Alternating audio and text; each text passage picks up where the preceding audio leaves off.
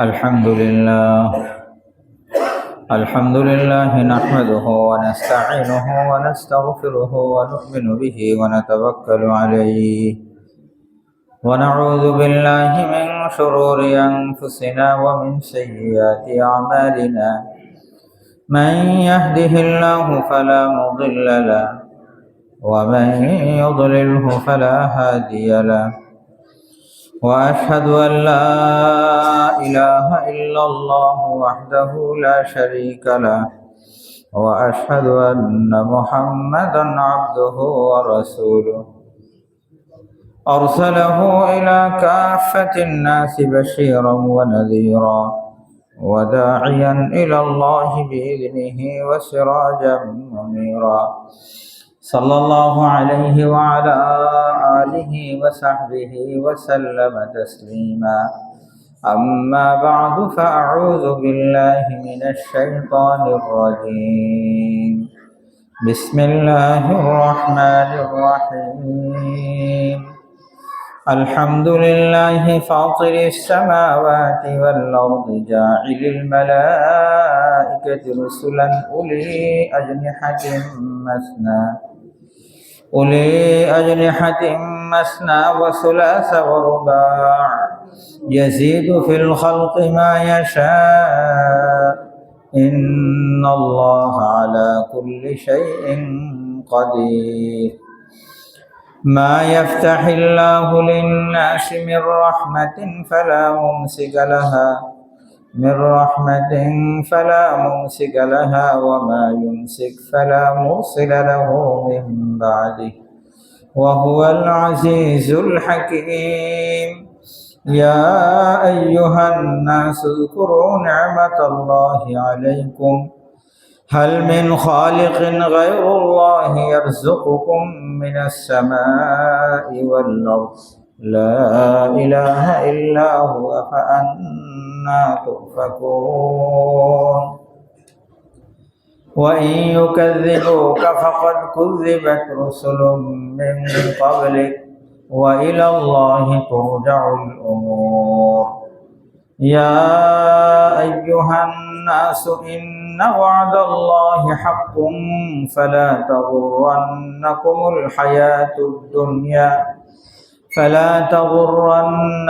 الحياة الدنيا ولا يغرنكم بالله الغرور إن الشيطان لكم عدو فاتخذوه عدوا إنما يدعو حزبه ليكونوا من أصحاب السعير الذين كفروا لهم عذاب شديد والذين آمنوا وعملوا الصالحات لهم مغفرة وأجر كبير صدق الله العظيم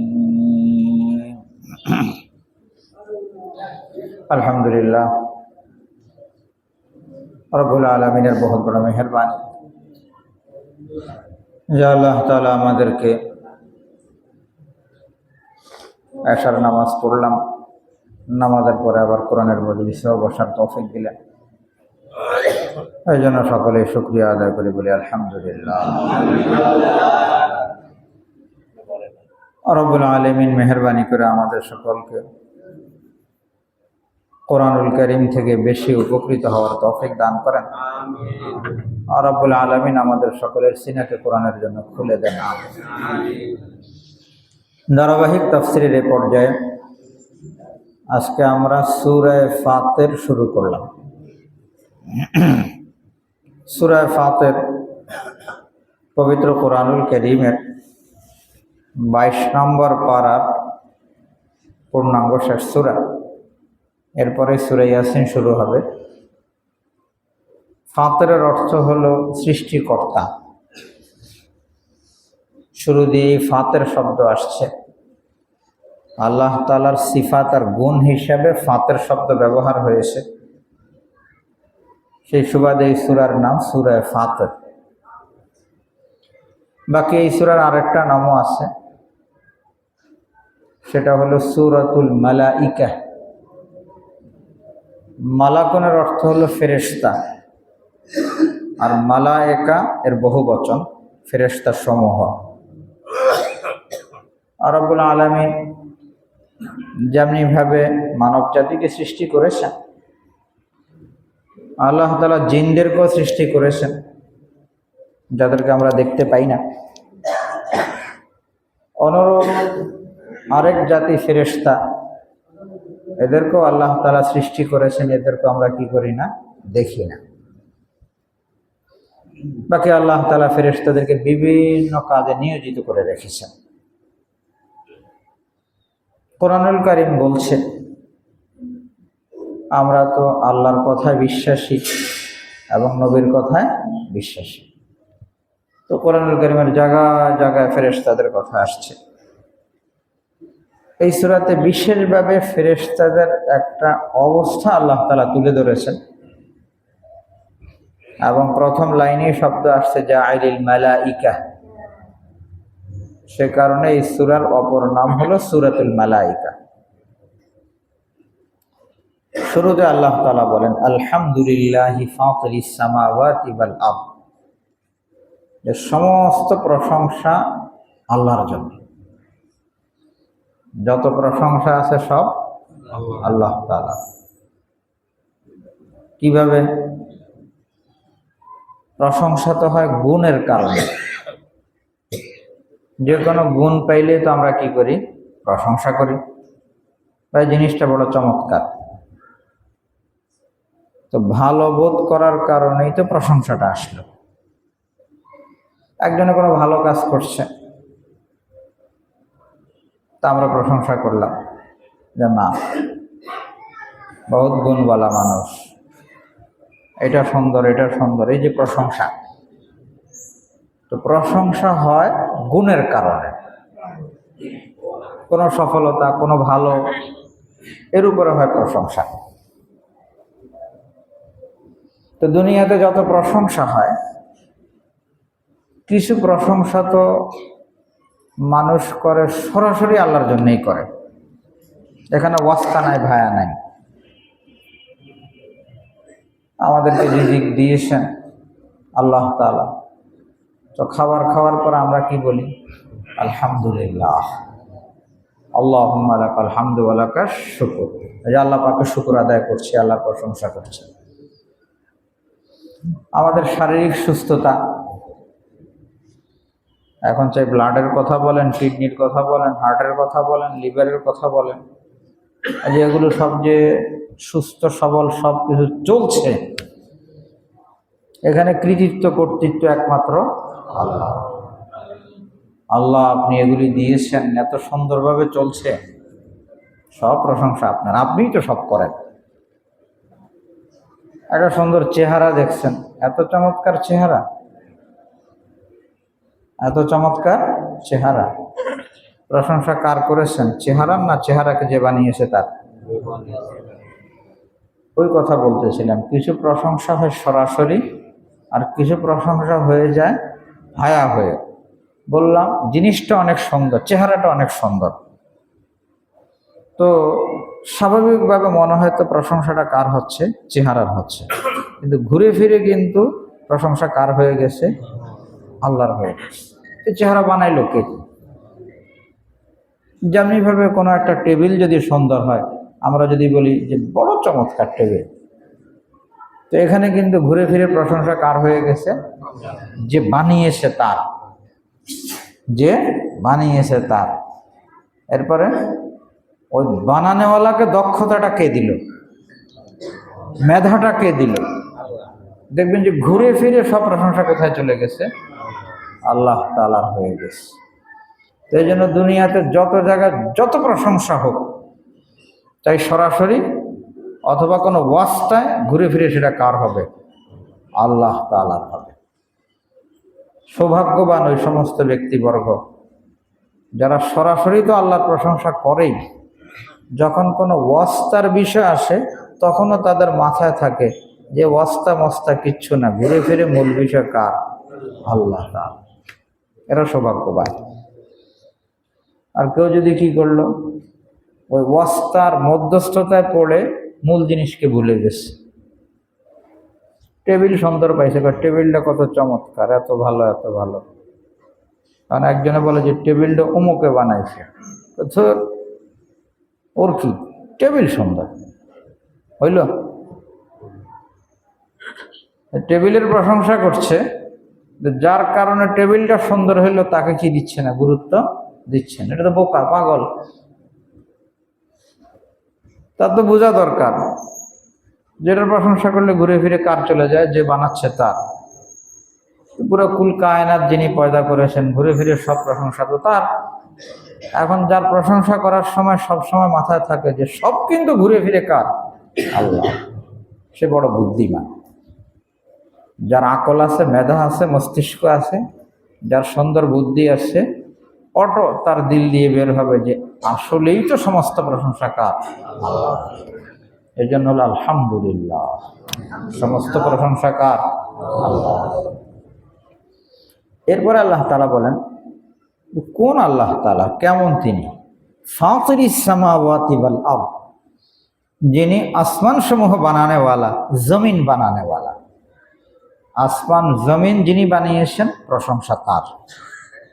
এখন আসমান জমিনে যা কিছু আছে সবই তো তার, সবই তো তার। ছোটখাটো জিনিস মানুষকে বলতে পারে টেবিল বানাইলাম, এই বানাইলাম, এই বানাইলাম, কিন্তু কেউ কি আর দাবি করবে যে পুরো দুনিয়াটা বানাইলাম? না, এই দাবি তো কেউ করতে পারবে না। তো যে মূল জিনিসটা বানিয়ে দিয়েছে, কৃতিত্ব তো তার না?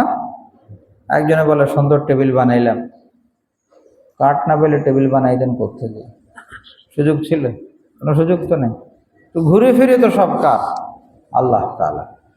তো আলহামদুলিল্লাহ ফাতিরিস সামাওয়াতি ওয়াল আরদ, যিনি আসমান পয়দা করেছেন, জমিন পয়দা করেছেন। এরপরে আল্লাহ তাআলা বলেন জাইলিল মালাইকাতি রুসুলান, তিনি ওই সত্তা যিনি ফেরেশতাদেরকে বানিয়েছেন দূত হিসাবে। তিনি ফেরেশতাদেরকে বানিয়েছেন, অসংখ্য অগণিত ফেরেশতা আল্লাহ তাআলা বানিয়েছেন। ফেরেশতাদের একটা মূল কাজ রুসুলান, এরা আল্লাহ তাআলার বাণী আম্বিয়া কেরাম আলাইহিমুস সালাতু ওয়াস সালামের কাছে পৌঁছে দেন, বার্তাবাহক। হযরত জিবরিল আলাইহিস সালাতু ওয়াস সালামের মাধ্যমে আমাদের এই কোরআনুল কারীম রাসূল মাকবুল সাল্লাল্লাহু আলাইহি সাল্লামের কাছে পৌঁছেছে। এরকম সব নবীদের কাছে ওহী নিয়ে আসছেন কে? জিবরিল আলাইহিস সালাতু ওয়াস সালাম। দুনিয়াতে বিভিন্ন কাজ আল্লাহ তাআলা বিভিন্ন কাজের জন্য ফেরেশতাদেরকে ব্যবহার করেন। এটা তো আমরা সকলে জানি যে আমাদের সাথে কি আছে, ফেরেশতা আছে, জায়গায় জায়গায় ফেরেশতা আছে, বিভিন্ন কাজে আল্লাহ তাআলা নিযুক্ত করে রেখেছেন। একদল আছে যারা ঘুরতে থাকে, দেখে যে আল্লাহর বান্দারা কোথায় নেকির কাজ করতেছে, আল্লাহকে স্মরণ করতেছে, সেগুলো নোট করে আল্লাহ তাআলার কাছে পৌঁছায়। তো রুসুলান, এরপরে আল্লাহ তাআলা ফেরেশতাদের একটা অবয়ব, ফেরেশতাদের একটা অবস্থা তুলে ধরছেন। উলি আজনিহাতি, ফেরেশতারা হলো ডানাওয়ালা। উলি আজনিহাতি, ডানাওয়ালা বানিয়েছেন ফেরেশতাদেরকে। মাসনা ওয়া সুলাসা ওয়া রুবা, কারো দুই ডানা, কারো তিনটা, কারো দুইটা দুইটা, কারো তিনটা তিনটা, কারো চারটা চারটা। স্বাভাবিক দৃষ্টিতে ডানা থাকলেই তো জলদি দ্রুত গতি সম্পন্ন হয় নাকি? ডানা ছাড়া তো আর কি হইতে পারে না। প্লেন হইলেও তো কি আছে না, পাখা আছে না, ডানা ছাড়া কেমনে উঠবে? তো ফেরেশতাদের এরকম ডানা আছে দুইটা দুইটা, তিনটা তিনটা, চারটা চারটা। এটা উদাহরণস্বরূপ আল্লাহ তাআলা বলেছেন। কারণ সহিহ মুসলিম শরীফে আসছে জিবরিল আলাইহিস সালাতু ওয়াস সালামের এক দুইটা না, জিবরাইল আলাইহিস সালাতু ওয়াস সালামের ডানার সংখ্যা হলো 600। কয় ডানা? 600। আর এক এক ডানা, এক হাদিস শরীফে আসছে নবীজি সাল্লাল্লাহু আলাইহি সাল্লামকে তাকাইতে বলছেন জিবরাইল, তাকায় দেখে যে পুরো আকাশ ভরে গেছে, পুরো দিগন্ত ঢেকে গেছে। সেটা হলো এক পাখার অংশ বিশেষ। সুবহানাল্লাহ। তো যদি এক পাখার এই অবস্থা হয়, জিবরাইল আলাইহিস সালাতু ওয়াস সালামের মূল আকৃতি কি হবে, আর এই জিবরাইলকে যিনি বানিয়েছেন সে সত্তা কত মহান হবে। উলি আজনিহাতিম মাসনা ওয়া সুলাসা ওয়া রুবা। এরপরে আল্লাহ তাআলা বলেন ইয়াজিদু ফিল খালকি মা ইয়াশা। এই যে দুইটা দুইটা, তিনটা তিনটা, চারটা চারটা, আল্লাহ তাআলা যখন চান এখানে আরো বাড়ান। দুইটা ব্যাখ্যা, একটা ব্যাখ্যা হলো ডানার সংখ্যা আল্লাহ তাআলা বাড়াইতে থাকেন, আর আরেকটা হলো যে না, সৃষ্টি বাড়ান। ফেরেশতা আরো বানাইলেন, আরো বানাইলেন, আরো বানাইলেন, বানাচ্ছেন। যে হাদিস শরীফে আসছে বাইতুল্লাহ বরাবর যে বাইতুল মামুর, এখানে দৈনিক 70,000 ফেরেশতা কি করে? তওয়াফ করে। কিন্তু একবার যারা তওয়াফ করছে তারা দ্বিতীয়বার আবার কি পায় না। আল্লাহ তাআলা কি পরিমাণ ফেরেশতা পয়দা করেছে। ইয়াজিদু ফিল খালকি মা ইয়াশা ইন্নাল্লাহা আলা কুল্লি শাইইন কাদির। আল্লাহ তাআলা সব জিনিসের উপর ক্ষমতাওয়ালা। মানুষের তো ম্যাটেরিয়াল চাই, এই চাই সেই চাই, কত কিছু চাই। আল্লাহ তো কোনো কিছু চাই না, খালি কোন হও বললে কি সব হয়ে যায়। ইন্নাল্লাহা আলা কুল্লি শাইইন কাদির। এরপর আল্লাহ তাআলা বলেন মা ইয়াফতাহিল্লাহু লিন-নাসি মির রাহমাতিন ফালা মুমসিকা লাহা। আল্লাহ তাআলা যদি মানুষের জন্য কোনো রহমতের দরজা খুলতে চান, খুলে দেন, তাহলে এটা রোধকারী, প্রতিবন্ধককারী কেউ নেই। কি বলে? রব্বুল আলামিন কাউকে দয়া করতে চান, এটারে কি কেউ বন্ধ করতে পারবে? বন্ধ করার তো কোনো লাইন নেই। দুনিয়াতে অনেক সময় এমন হয় যে কেউ কোনো কাজ করতে চাইছে, কিন্তু প্রতিবন্ধকতা এমন এসে গেছে আর করা হয়নি, করতে পারে নাই। কিন্তু আল্লাহ তাআলা যদি কারো উপরে ইহসান করতে চান, রহম করম করতে চান, তাহলে এটার ক্ষেত্রে প্রতিবন্ধক হওয়ার মতো কিছু নাই। মা ইয়াফতাহিল্লাহু লিন-নাসি মির রাহমাতিন ফালা মুমসিকা লাহা। আবার ওয়া মা ইউমসিক ফালা মুরসিলা লাহু মিন বাদ। যদি আল্লাহ তাআলা কোনটাকে বন্ধ করে দেন, তাহলে এটাকে চালু করার ক্ষমতা কারো নেই। তো অসুস্থ, এই সমস্যা সেই সমস্যা, দিব্যি ঘুরে ফিরে করতেছে, সব চলতেছে। আবার সুস্থ মানুষ হঠাৎ করে কি হয়ে গেছে, বন্ধ হয়ে গেছে। কি বন্ধ হয়ে গেছে? কিডনি অচল হয়ে গেছে, এই সমস্যা সেই সমস্যা, অনেক চেষ্টা, কিন্তু এখন আর কি হবে না। আল্লাহ পাকের ওয়ার্ডার অনেক সময় হয় না, যখন একেবারেই খারাপ অবস্থায় চলে যায়, তখন ডাক্তার সাহেবরাও বলে দেন যে আমাদের যত কিছু আছে করে ফেলছি, এখন আপনারা ওইদিকে তাকান। যদি আল্লাহ তাআলা করে দেন তাহলে হইতে পারে, নয়তো হওয়ার কোনো কি নেই, লাইন। যদি শুরুর থেকেও আল্লাহ তাআলাই তো করেন, কিন্তু একটা সময় গেলে বন্দাও স্বীকৃতি দেয় যে এখানে আর আমাদের কোনো কি নেই, দখল নেই। ওয়া মা ইউমসিক ফালা মুরসিলা লাহু মিন বাদিহি ওয়া হুয়াল আজিজুল হাকীম। তিনি পরাক্রমশালী, হিকমতওয়ালা। ঘটনা মনে পড়ল, রাসূল আকরাম সাল্লাল্লাহু আলাইহি ওয়াসাল্লাম, নবীজি সাল্লাল্লাহু আলাইহি ওয়াসাল্লামের মেরাজ সংক্রান্ত কথা। তো নবীজির মেরাজ তো সেই নবুয়তের 10ম বৎসর, হিজরতের আগের ঘটনা না। হিজরতের পরে 6ষ্ঠ হিজরিতে হুদায়বিয়ার সন্ধি। হুদায়বিয়ার সন্ধির পরে নবীজি সাল্লাল্লাহু আলাইহি ওয়াসাল্লাম বিভিন্ন শাসকদের কাছে চিঠি পাঠিয়েছে। মশহুর ঘটনা, আপনারা জানেন।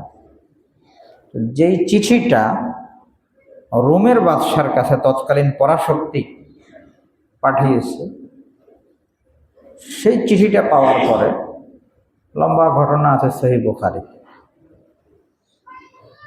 কিভাবে সে এটা গ্রহণ করলো, গ্রহণ করার পরে অন্যদের সাথে পরামর্শ করেছে কি করা যায়, জিজ্ঞাসা করেছে যে নবী বলে দাবি করে, যার পক্ষ থেকে এই চিঠিটা আসছে, ওই আরবের কোনো লোক কি, ওই এলাকার কোনো লোক কি আমাদের এখন এই এলাকা অবস্থান করছে? তো খোঁজ নিয়ে জানা গেল যে হ্যাঁ, একেবারেই মক্কার একটা ব্যবসায়ী কাফেলা কোথায় আছে এখন, সেই রোমে আছে। তো ঠিক আছে, এদেরকে ডাকো, তথ্য যাচাই করার জন্য আর কি। তো জিজ্ঞাসা করলেন যে তোমাদের মধ্যে সবচেয়ে কাছাকাছি বংশের দিক থেকে কে আছে? হযরত আবু সুফিয়ান রাদিয়াল্লাহু তাআলা তখন ইসলাম গ্রহণ করেন না, নেতা কাফেরদের বিশাল বড়, উনি তখন এই ব্যবসায়ী কাফেলা সেখানে। তো পরে ওই বাদশাহ বলছে এইভাবে বসাও,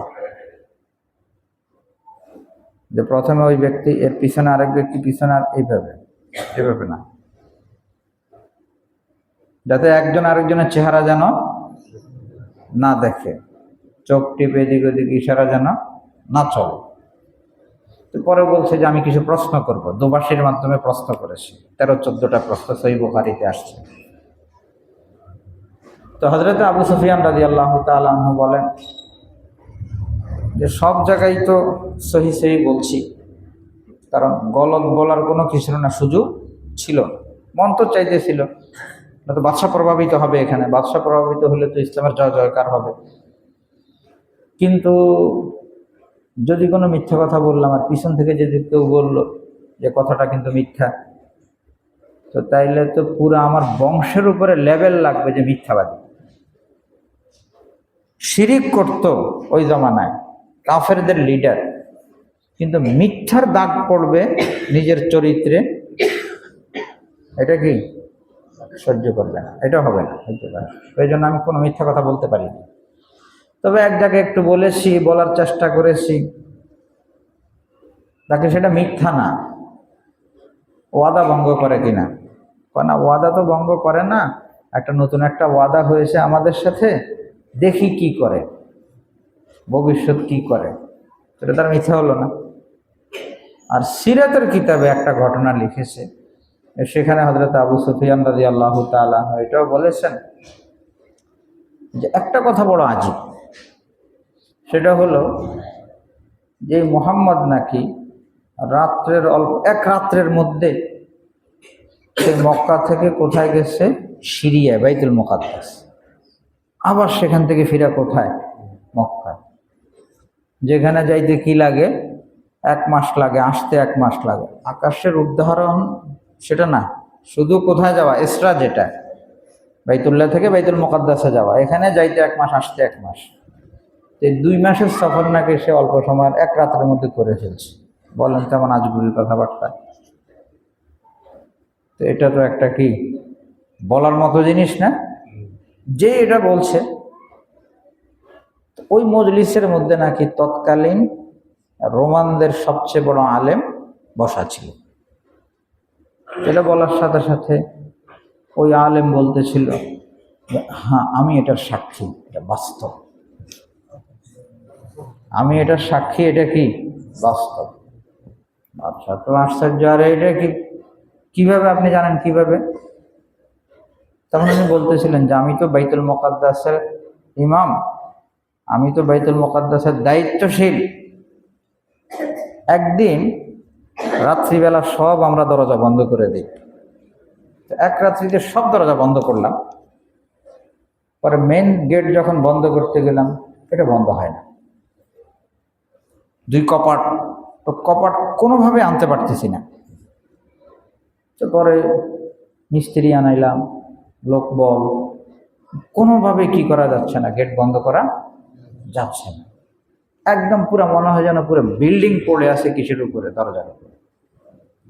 পরে চিন্তা করলাম আর রাত্রে খামাখা বন্ধ করার কি নেই, করতে যেহেতু পারতেছি না, আগামীকাল দেখা যাবে। তা আমরা সবাই ভেবে চলে গেলাম। পরের দিন সকালে এসে দেখলাম যে দরজা স্বাভাবিক, আগে যেরকম লাগছে এখনো আবার কি সুন্দর মতো লেগে যাচ্ছে। আর সামনে একটা পাথর পাইলাম, পাথরের মধ্যে ছিদ্র করা, মনে হইল যেন কোনো জন্তু নিয়ে আসছে, সেই জন্তুটাকে সেখানে বেঁধে তিনি কি করেছেন, ভিতরে প্রবেশ করেছেন। তো এটা আমাদের কাছে তখনই মনে হয়েছে যে অবশ্যই অবশ্যই আল্লাহ তাআলা কাউকে এখানে কি করেছেন, ওই রাত্রিতে পাঠিয়েছেন। তো এই যেই কথা বলতেছে এটা এটার সাথে মিলে যায়। অতএব আমি সাক্ষী, নবীজি সাল্লাল্লাহু আলাইহি সাল্লামের এই মক্কা থেকে এখানে অল্প সময়ের মধ্যে আসা এবং যাওয়া বিলকুল সহি কথা। তো আল্লাহ তাআলা যদি কোনো জিনিস কি করেন, আজকে দরজা বন্ধ হবে না, কে এটাকে বন্ধ করবে? কেউ পারবে না বন্ধ করবে। আল্লাহ তাআলা কাউকে রহমত দিতে চান, বন্ধ করানোওয়ালা কেউ নেই। আল্লাহ তাআলা বন্ধ করে দিবেন, এটা খোলনাওয়ালা কি কেউ নেই। ইয়া আইয়ুহান নাস উযকুরু নি'মাতাল্লাহি আলাইকুম, আল্লাহ তাআলা বলেন, হে লোক সকল, তোমাদের উপরে যে আল্লাহ পাকের নিয়ামত আর অনুগ্রহ, এটা একটু স্মরণ করো। প্রত্যেককে বলছেন যে তোমাদের উপরে আল্লাহ পাকের যে নিয়ামত, এটা স্মরণ করো। প্রত্যেকে যদি নিজের উপরে আল্লাহ পাকের কি কি নিয়ামত আছে এটা যদি স্মরণ করে, তাহলে গুণে কেউ শেষ করতে পারবে না। এবং তার কাছে মনে হবে যে আল্লাহ পাকের এত ইহসান, এত মেহেরবানি আমার উপরে। এখানে দেখেন, আমরা তো যখন নিয়ামত বলি, চট করে আমাদের জেহেন চলে যায় টাকা পয়সা, ধন দৌলত, একটু ভালো খানা দানা, ওইদিকে চলে যায় না? এগুলো নিয়ামত, কোনো সন্দেহ নাই। টাকা পয়সা, ধন দৌলত, গাড়ি বাড়ি, সেগুলোও কি নিয়ামত, নিশ্চিত নিয়ামত। কিন্তু টাকা পয়সা, ধন দৌলত থেকেও তো বড় নিয়ামত ইজ্জতের নিয়ামত, বড় না? হ্যাঁ, ইজ্জত সম্মান। টাকা পয়সা আছে কিন্তু ইজ্জত নাই, টাকা পয়সা নাই কিন্তু কি আছে? ইজ্জত আছে। ইজ্জত তো নিয়ামত। সুস্থতা, কোনটা বড় নিয়ামত? টাকা পয়সা বড় নিয়ামত না সুস্থতা বড় নিয়ামত? অনেক মানুষ একটা গলত কথা বলে, তবে টাকা পয়সা হইলে সবই হয়। নাউযুবিল্লাহ। কেমনে সব হবে? লিভার কি শেষ, টাকা পয়সা আছে, হবে? হচ্ছে না তো বিষয়। আল্লাহ চাইলে সব হয়। তো এই যে সুস্থতার বিষয়টা, সুস্থতার বিষয় কত বড় নিয়ামত। একজন মানুষ যে নিজের বডিতে চিন্তা করে, আল্লাহ তাআলা চোখ দিছেন। কি দিয়েছেন আল্লাহ তাআলা? চোখ। কি পরিমাণ ব্যবহার করছি, কবে থেকে ব্যবহার করছি, কি কি জিনিস দেখেছি। যদি আল্লাহ তাআলা ট্যাক্স লাগাইতেন, চোখের উপরে কি ট্যাক্স? অল্প পরিমাণে, হিসাব করেন। এরকম কানের উপরে ট্যাক্স, নাকের উপরে ট্যাক্স, দাঁতের উপরে ট্যাক্স দেওয়া তো আল্লাহ তাআলার। এখানে তো আর ভিন্ন কোনো কথা বলার সুযোগ নেই। জিহ্বার উপরে ট্যাক্স, বাক শক্তি, কথা বলছি, প্রত্যেক কথার উপরে কত? 1 টাকা। উপায় আছে? এরপরে নিজের বডির ভিতরে যা আছে, হার্ট করতেছেন এরকম মিনিটে 60-70 বার তো চলতেছে, হৃদস্পন্দন চলছে, পাকস্থলী যাচ্ছে, সব ক্লিয়ার হয়ে যেটা যেখানে যাওয়া দরকার যাচ্ছে।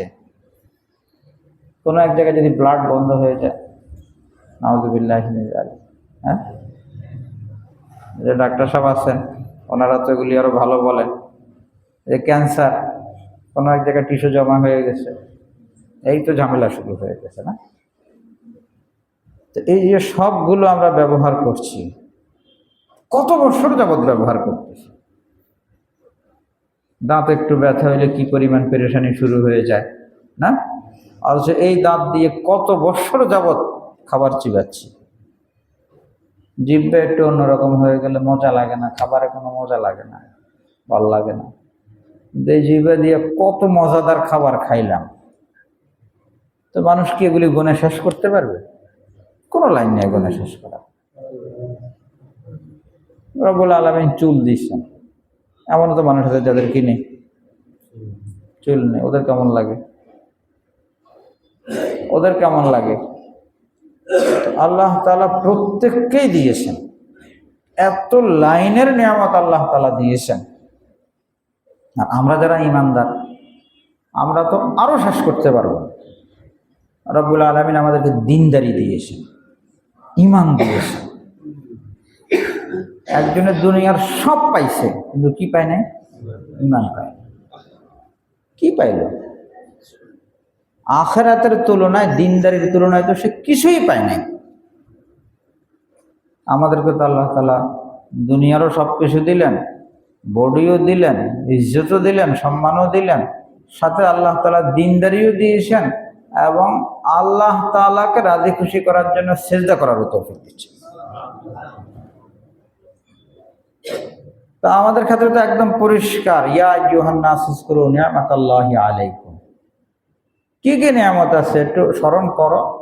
অন্য আয়াতে আছে বা ইন তাউদ্দু নি'মাতাল্লাহি লা তুহসুহা, যে আল্লাহ পাকের নিয়ামত গুণে কি করা যাবে না, শেষ করা। একদম বাস্তব কথা। এখন সে আল্লাহ তাআলা যদি বলে যে 5 ওয়াক্ত নামাজ চাই, খুব বেশি চাওয়া। সারা রাত্র সুন্দর মতো ঘুমাইলাম, আমি ঘুমায় গেলাম, ভিতরে কি কোনো জিনিস ঘুমিয়েছে? সব সচল, পাকস্থলী আর কিডনি আর লিভার যাই বলেন সব তো সচল, আমি ঘুম। আল্লাহ তাআলা বলছে যে সূর্য ওঠার আগে উঠে কি করো, 2 রাকাত 4 রাকাত পড়ো, খুব বেশি চাইল। এখন কোনো ব্যক্তি যদি সেই 2-4 রাকাতও পড়তে না পারে, তাহলে তার চেয়ে বড় নিমক হারাম কে বলে? যে আল্লাহ পাক এত জিনিস দিল, এত সুন্দরভাবে দিল, মাত্র একটুক চাইল। ইয়া আইয়ুহান নাস উযকুরু নি'মাতাল্লাহি আলাইকুম হাল মিন খালিকিন গায়রুল্লাহ, আল্লাহ ছাড়া কোনো খালেক আছে, বানানেওয়ালা আছে? আল্লাহ ছাড়া কোনো বানানেওয়ালা, ইয়ারযুকুকুম মিনাস সামাই ওয়াল আরদ, আসমান জমিন থেকে রিজিক দেয় কেউ আছে? আসমান জমিন থেকে রিজিক দেনেওয়ালা কি কেউ আছে? আল্লাহ তাআলা জিজ্ঞাসা করতেছেন আসমান থেকে কিভাবে রিজিক দেন আল্লাহ তাআলা? যদি বৃষ্টি বন্ধ হয়ে যায়, এই যে এখন খুব চমৎকার কি খাই, ভাত খাইলাম, রুটি খাইলাম, ফাস্টফুড খাইলাম, ঘুরে ফিরে তো জমিন থেকে নাকি? পানির ব্যবস্থা যদি না থাকে হবে না তো কিছু। তো আসে তো কোত্থেকে? আসমান থেকে বৃষ্টি। অথবা আল্লাহ তাআলা যখন হুকুম দেন তখনই তো সেটা কি হয়, হুকুমটা তো আসমান থেকে আসে। ওয়াল আরদ, জমিন থেকে যা উঠছে, জমিনের ক্ষেত্রে তো সব ঘুরে ফিরে আল্লাহ পাকের দেওয়া। ইতিপূর্বে আমরা আলোচনা করছিলাম যে মানুষের বীজ তো বপন করে, আল্লাহর দেওয়া বীজ কি করছে? বপন করছে। বীজ বপনের পরে মানুষ কি করছে? বীজটা যে উঠলো, বড় হইল, এখানে মানুষের কি দখল আছে কোনো দখল? এখানে তো আল্লাহ তাআলা মেহেরবানি করে সেটাকে বড় করছেন, পরে বড় হয়ে এটার মধ্যে পাতা, এরপরে কি আসতেছে, শীষ আসতেছে, ছড়া হচ্ছে, এখানে তো মানুষের কোনো কি নেই, দখল নেই। আম গাছ একটা লাগাইছে, সেটাতে নয়তো বলতে পারেন যে একটু কাজ করছে, কিন্তু গাছ বড় হওয়ার পরে মুকুল আসা, আম ধরা, আম পাকা, এখানে মানুষ কি করছে? অনেক সময় উল্টাপাল্টা করে, কাঁচাটারে পাকানোর জন্য কি করে, নষ্ট করার জন্য ফরমালিন দেই করে। এগুলি তো সব আল্লাহ তাআলা করছেন। হাল মিন খালিকিন গায়রুল্লাহি ইয়ারযুকুকুম মিনাস সামাই ওয়াল আরদ লা ইলাহা ইল্লা হু, তিনি ছাড়া কোনো মাবুদ নাই, কোনো ইলাহ নাই, কোনো অভিভাবক নাই। ফাআন্না তুফাকুন, যাচ্ছ কোথায় তোমরা? এই আল্লাহ তাআলাকে ছেড়ে তোমরা যাচ্ছ কোথায়? ফাআন্না তুফাকুন ওয়া ইন ইউকাযযিবুকা, এই সব নিয়ামতের দাবি হলো রাসূল আকরাম সাল্লাল্লাহু আলাইহি সাল্লামকে মেনে নেওয়া, আল্লাহর উপরে ঈমান আনা, এটাই তো দাবি। কিন্তু মানছে না। আল্লাহ তাআলা বলেন ওয়া ইন ইউকাযযিবুকা, এই কাফেররা যদি আপনাকে মিথ্যারোপ করে, চিন্তিত হয়েন না। ফাকাদ কুযযিবাত রুসুলুম মিন ক্বাবলিক, আপনার পূর্বে যারা রসুল হিসেবে দুনিয়াতে আসছে এদেরকেও কি করা হয়েছে? মিথ্যারোপ করা হয়েছে। নতুন কিছু হচ্ছে এমনটা না। এই নিমক হারামরা হতভাগারা, এই নিমক হারামি আগের থেকেই করে আসছে। তবে ওয়া ইলাল্লাহি তুরজাউল উমুর, ঘুরে ফিরে কিন্তু সকলের আমার কাছে আসা লাগে। ইয়া আইয়ুহান নাস ইন্না ওয়াদাল্লাহি হক, আমার কাছে আসতে হবে। আল্লাহ পাকের কৃত ওয়াদা সত্য, সঠিক। মরার দ্বারাই তো কি শুরু হয়ে যায়? আখিরাত শুরু হয়ে যায় না? তো আল্লাহ তাআলার ওয়াদা, কিয়ামত, এগুলো সব সত্য। ইয়া আইয়ুহান নাস ইন্না ওয়াদাল্লাহি হাক্কুন ফালা তাগুররান্নাকুমুল হায়াতুদ দুনিয়া। বা আল্লাহর সাথে সাক্ষাৎ হবে, আল্লাহর কাছে যেতে হবে, আখিরাতের বিষয়, জান্নাত জাহান্নামের বিষয় সব সত্য। আমাদের কাছে তো বিষয় পরিষ্কার, কিন্তু আমরা আখিরাতের কথা ভুলে যাই কেন? আখিরাতের প্রস্তুতি নেই না কেন? এর কি কারণ? এর কারণ দুইটা। একটা তো হলো দুনিয়ার ধান্দায় পড়ে আমরা আখিরাতকে ভুলে যাই, মনে করি যে দুনিয়াই সব আর কি।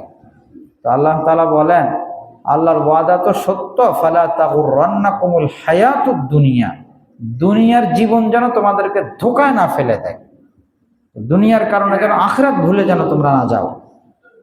আর কে? ওয়ালা ইয়াগুররান্নাকুম বিল্লাহিল গারুর, ধোঁকাবাজে যেন তোমাদেরকে ধোঁকায় ফেলে না দেয়।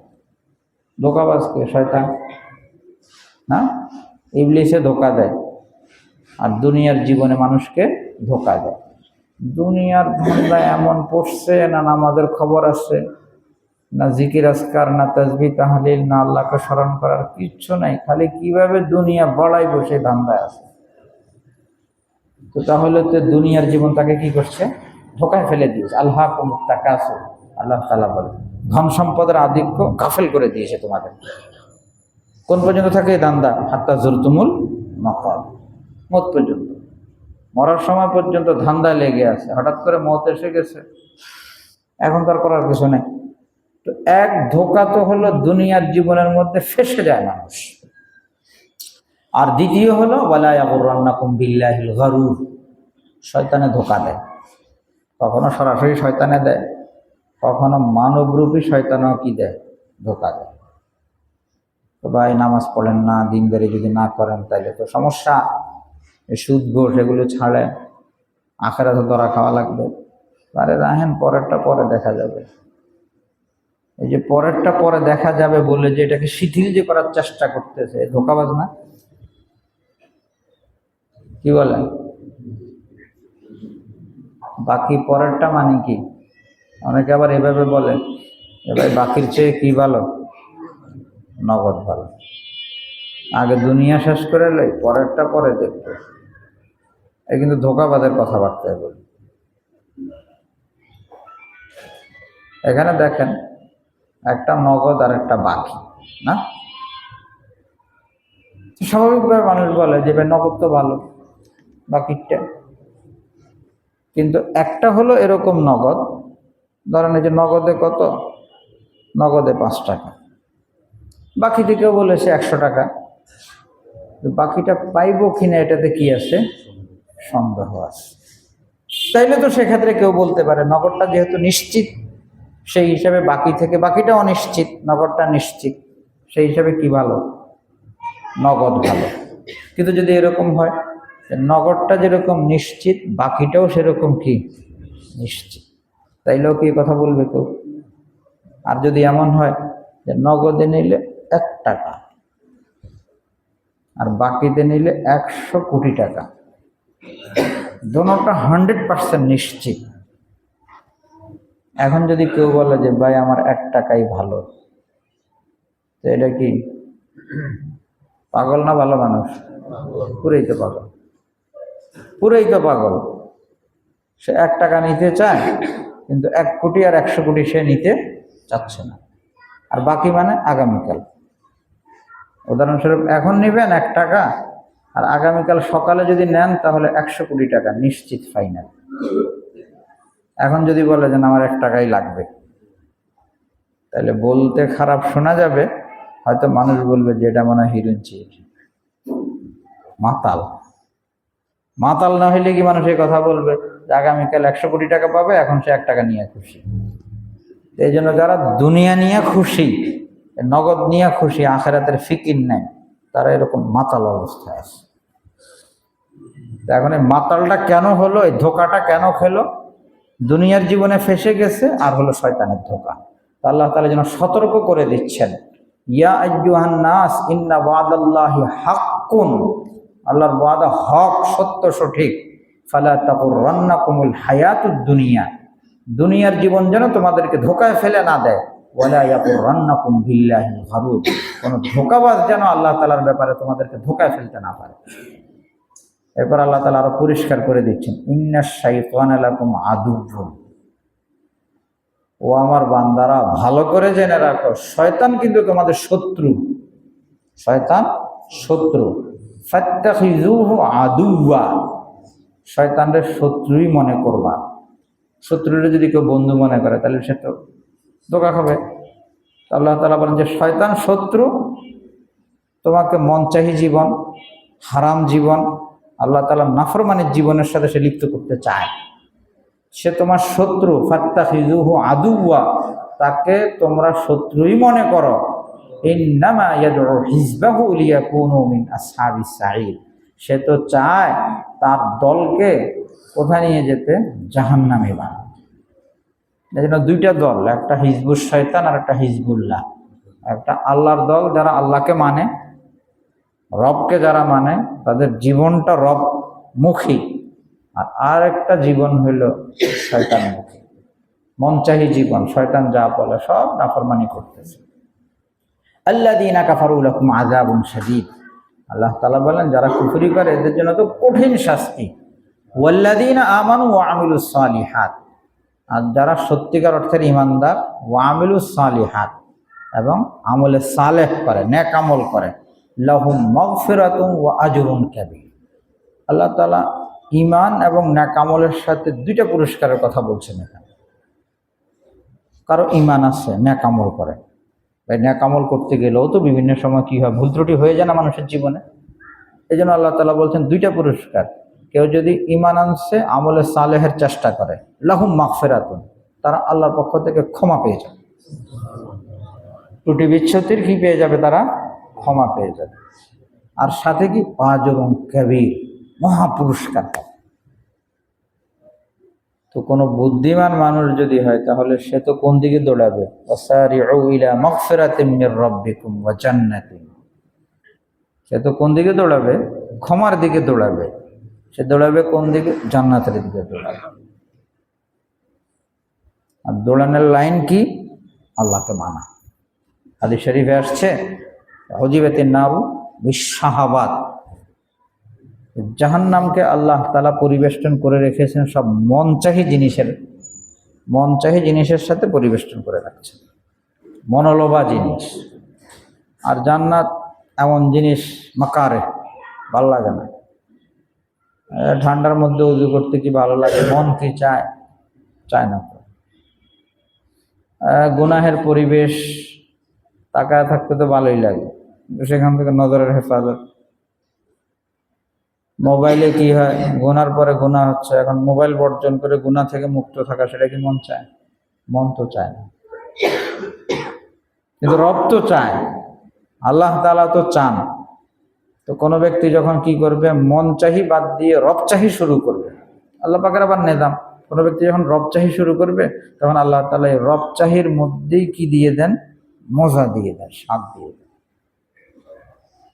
যারা ফজরে আসে না, এদেরকে জিজ্ঞাসা করেন যে ফজরে আসতে কি কষ্ট? বলবে হায় হায়, এটা কি করে সম্ভব? রাত্রিবেলা উঠবো, উযু করবো, আবার এত তালার থেকে নামবো, গেট খুলবো, অন্ধকার, রাস্তার মধ্যে কুকুর, কত সমস্যা না? এত কিছু করা যায়। আর যে সব সময় পড়ে, ওনারা জিজ্ঞেস করেন কোনটা ভালো, শুয়ে থাকা ভালো না এত কষ্ট করে মসজিদে আসা ভালো? এটা কোনো কষ্ট হইল? তারও ভালো লাগে আরো বেশি। অথচ শুরুতে কিন্তু কি ছিল? সেটা কষ্টকর ছিল। যখন সে সিদ্ধান্ত নিয়েছে যে না, আমি তো রব চাহি চলবো, আমার তো নামাজ মিস হবে না, আমি তো ফজর মসজিদে এসে পড়বো, আল্লাহ তাআলা সহজও করে দেন, সাথে কি লাগায় দেন এটার মধ্যে? মজাও দিয়ে। তখন এই লোকটারা যদি বলে ফ্রি বাসা দিব, কি বাসা? ফ্রি, কোনো ভাড়া দেওয়া লাগবে না, ফজরের গেট খুলবো না, রাজি হবে? কি ফারুক ভাই, রাজি হবেন? যে ফজরে আসতে পারবেন না, সব ফ্রি, খানা দানা থেকে সব কিছু ফ্রি, কিচ্ছু লাগবে না আমার ওই বাড়িও দরকার নেই, ঘরেরও দরকার নেই, কিছুরই দরকার নেই। তখন আল্লাহ তাআলা সেরকম বানায়। এই জন্য মূল বিষয় ঈমান আর আমলে সালেহ। আল্লাহ তাআলা আমাদের সকলকে ঈমান আর আমলে সালেহের সাথে থাকার তৌফিক দান করেন। আমিন। ওয়া আখিরু দাওয়ানা আলহামদুলিল্লাহি রাব্বিল আলামিন। দুরূদ শরীফ পড়ে আল্লাহুম্মা সাল্লি